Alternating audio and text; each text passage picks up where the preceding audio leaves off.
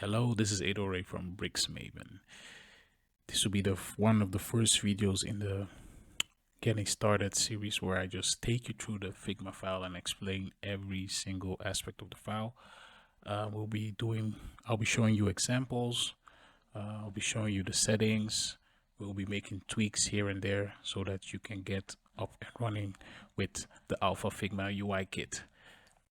Let's jump right in. This first video will be importing the Figma file. It's very easy to do, and it's something that will just it'll go pretty quick, and I'll just take you through it. So I have a pro account, so this is my professional account, and these are all my projects, client projects, as you can see.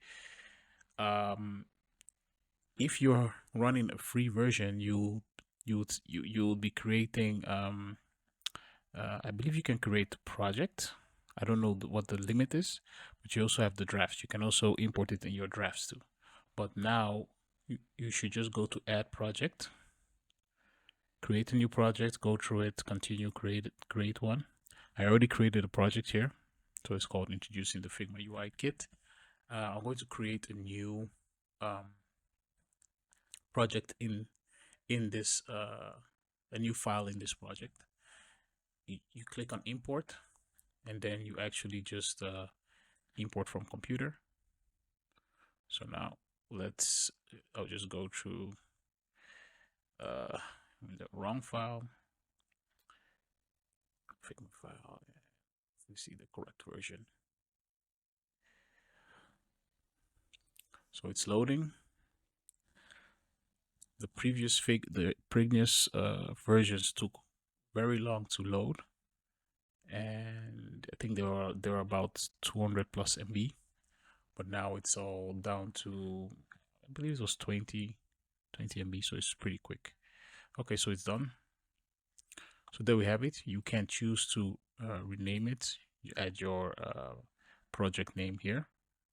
I'll just leave it at Alpha template version 1.6. So let's dive in.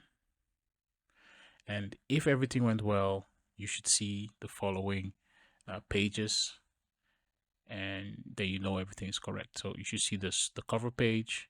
You should see your client's cover page, quick navigation page for the free users, and obviously the foundation, the style guide, typography, buttons, colors, radius, spacing, the basic building blocks, the general blocks categories, so all the blocks, different categories, and last but not least, the WooCommerce block categories. So that was it for this video.